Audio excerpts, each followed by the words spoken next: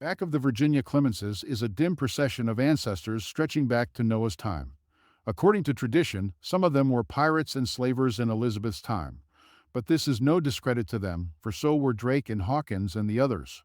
It was a respectable trade then, and monarchs were partners in it. In my time, I have had desires to be a pirate myself. The reader, if he will look deep down in his secret heart, will find, but never mind what he will find there. I am not writing his autobiography, but mine. Later, according to tradition, one of the procession was ambassador to Spain in the time of James I, or of Charles I, and married there and sent down a strain of Spanish blood to warm us up. Also, according to tradition, this one or another Geoffrey Clement, by name, helped to sentence Charles to death. I have not examined into these traditions myself, partly because I was indolent, and partly because I was so busy polishing up this end of the line and trying to make it showy. But the other Clemenses claim that they have made the examination and that it stood the test. Therefore, I have always taken for granted that I did help Charles out of his troubles by ancestral proxy. My instincts have persuaded me too. Whenever we have a strong and persistent and ineradicable instinct, we may be sure that it is not original with us, but inherited from a way back, and hardened and perfected by the petrifying influence of time. Now I have been always and unchangingly bitter against Charles, and I am quite certain that this feeling trickled down to me through the veins of my forebears from the heart of that judge. For it is not my disposition to be bitter against people on my own personal account. I am not bitter against Jeffreys. I ought to be, but I am not. It indicates that my ancestors of James Y's time were indifferent to him. I do not know why. I never could make it out, but that is what it indicates. And I have always felt friendly toward Satan. Of course, that is ancestral. It must be in the blood, for I could not have originated it. And so, by the testimony of instinct, backed by the assertions of Clemenses who said they had examined the records, I have always been obliged to believe that Geoffrey Clement the martyr maker was an ancestor of mine, and to regard him with favor, and in fact pride. This has not had a good effect upon me, for it has made me vain, and that is a fault. It has made me set myself above people who were less fortunate in their ancestry than I, and has moved me to take them down a peg upon occasion and say things to them which hurt them before company. A case of the kind happened in Berlin several years ago. William Walter Phelps was our minister at the Emperor's court then, and one evening he had me to dinner to meet Countess, a cabinet minister. This nobleman was of long and illustrious descent. Of course, I wanted to let out the fact that I had some ancestors too, but I did not want to pull them out of their graves by the ears, and I never could seem to get the chance to work them in a way that would look sufficiently casual. I suppose Phelps was in the same difficulty. In fact, he looked distraught, now and then, just as a person looks who wants to uncover an ancestor purely by accident, and cannot think of a way that will seem accidental enough. But at last, after dinner, he made a try. He took us about his drawing room, showing us the pictures, and finally stopped before a rude and ancient engraving. It was a picture of the court that tried Charles I.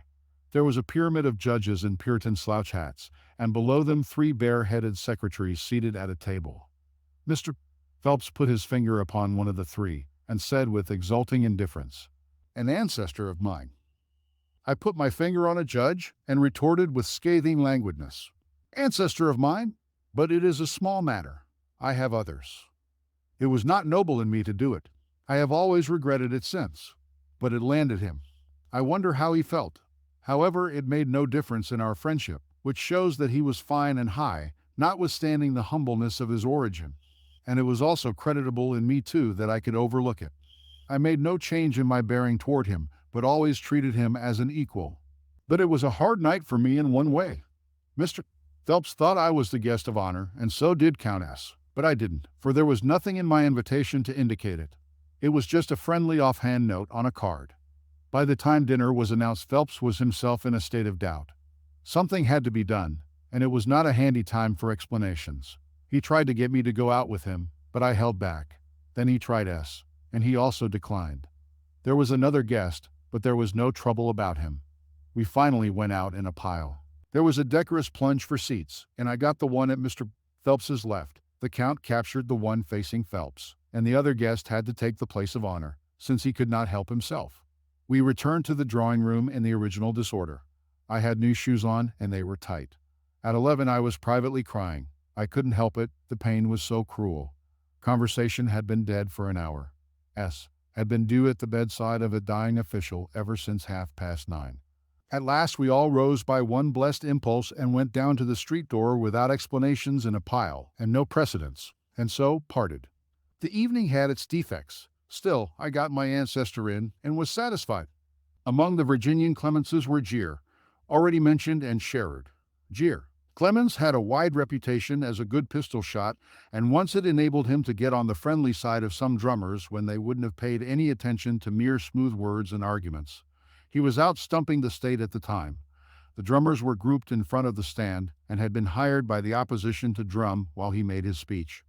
When he was ready to begin, he got out his revolver and laid it before him and said in his soft, silky way, "I do not wish to hurt anybody and shall try not to.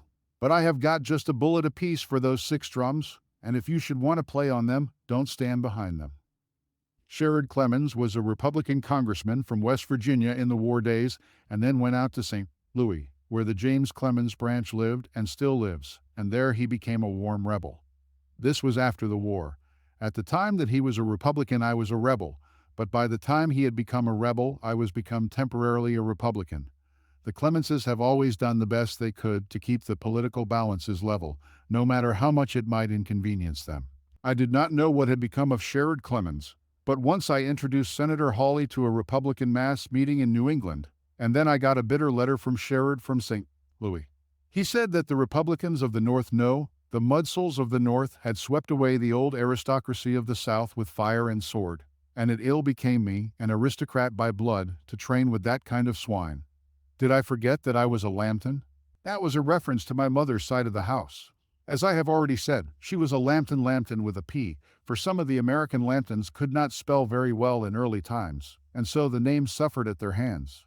She was a native of Kentucky and married my father in Lexington in 1823, when she was 20 years old and he 24. Neither of them had an overplus of property. She brought him 2 or 3 Negroes, but nothing else, I think. They removed to the remote and secluded village of Jamestown in the mountain solitudes of East Tennessee. There their first crop of children was born, but as I was of a later vintage, I do not remember anything about it. I was postponed to Missouri. Missouri was an unknown new state and needed attractions. I think that my eldest brother Orion, my sisters Pamela and Margaret, and my brother Benjamin were born in Jamestown. There may have been others, but as to that I am not sure. It was a great lift for that little village to have my parents come there. It was hoped that they would stay, so that it would become a city. It was supposed that they would stay, and so there was a boom. But by and by they went away, and prices went down, and it was many years before Jamestown got another start. I have written about Jamestown in The Gilded Age, a book of mine, but it was from hearsay, not from personal knowledge. My father left a fine estate behind him in the region round about Jamestown, 75,000 acres too. When he died in 1847, he had owned it about 20 years. The taxes were almost nothing, $5 a year for the whole, and he had always paid them regularly and kept his title perfect. He had always said that the land would not become valuable in his time, but that it would be a commodious provision for his children some day. It contained coal, copper, iron, and timber, and he said that in the course of time railways would pierce to that region, and then the property would be property in fact as well as in name. It also produced a wild grape of a promising sort. He had sent some samples to Nicholas Longworth of Cincinnati to get his judgment upon them, and Mr. Longworth had said that they would make as good wine as his Catawbas. The land contained all these riches, and also oil, but my father did not know that, and of course in those early days he would have cared nothing about it if he had known it. The oil was not discovered until about 1895. I wish I owned a couple of acres of the land now, in which case I would not be writing autobiographies for a living. My father's dying charge was, "Cling to the land and wait. Let nothing beguile it away from you." My mother's favorite cousin, James Lambton, who figures in The Gilded Age as Colonel Sellers, always said of that land, and said it with blazing enthusiasm too, "There's millions in it, millions." It is true that he always said that about everything and was always mistaken too, but this time he was right, which shows that a man who goes around with a prophecy gun ought never to get discouraged. If he will keep up his heart and fire at everything he sees, he is bound to hit something by and by. Many persons regarded Colonel Sellers as a fiction, an invention, an extravagant impossibility, and did me the honor to call him a creation, but they were mistaken. I merely put him on paper as he was. He was not a person who could be exaggerated. The incidents which looked most extravagant, both in the book and on the stage, were not inventions of mine but were facts of his life, and I was present when they were developed. John T. Raymond's audiences used to come near to dying with laughter over the turnip-eating scene, but extravagant as the scene was, it was faithful to the facts in all its absurd details. The thing happened in Lambton's own house, and I was present. In fact, I was myself the guest who ate the turnips. In the hands of a great actor, that piteous scene would have dimmed any manly spectator's eyes with tears and racked his ribs apart with laughter at the same time. But Raymond was great in humorous portrayal only. In that he was superb, he was wonderful, in a word, great. In all things else, he was a pygmy of the pygmies.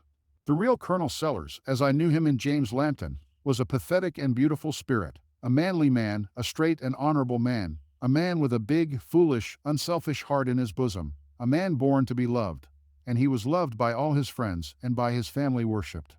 It is the right word. To them he was but little less than a god. The real Colonel Sellers was never on the stage. Only half of him was there. Raymond could not play the other half of him. It was above his level. That half was made up of qualities of which Raymond was wholly destitute. For Raymond was not a manly man, he was not an honorable man nor an honest one, he was empty and selfish and vulgar and ignorant and silly, and there was a vacancy in him where his heart should have been. There was only one man who could have played the whole of Colonel Sellers, and that was Frank Mayo. It is a world of surprises. They fall, too, where one is least expecting them. When I introduced Sellers into the book, Charles Dudley Warner, who was writing the story with me, proposed a change of Sellers' Christian name. 10 years before, in a remote corner of the West, he had come across a man named Eschol Sellers, and he thought that Eschol was just the right and fitting name for our Sellers, since it was odd and quaint and all that. I liked the idea, but I said that that man might turn up an object. But Warner said it couldn't happen, that he was doubtless dead by this time. A man with a name like that couldn't live long. And be he dead or alive, we must have the name. It was exactly the right one, and we couldn't do without it. So the change was made. Warner's man was a farmer in a cheap and humble way. When the book had been out a week, a college-bred gentleman of courtly manners and ducal upholstery arrived in Hartford in a sultry state of mind and with a libel suit in his eye, and his name was Eschol Sellers. He had never heard of the other one, and had never been within 1,000 miles of him. This damaged aristocrat's program was quite definite and businesslike. The American Publishing Company must suppress the edition as far as printed, and change the name in the plates, or stand a suit for $10,000. He carried away the company's promise and many apologies, and we changed the name back to Colonel Mulberry Sellers in the plates. Apparently, there is nothing that cannot happen.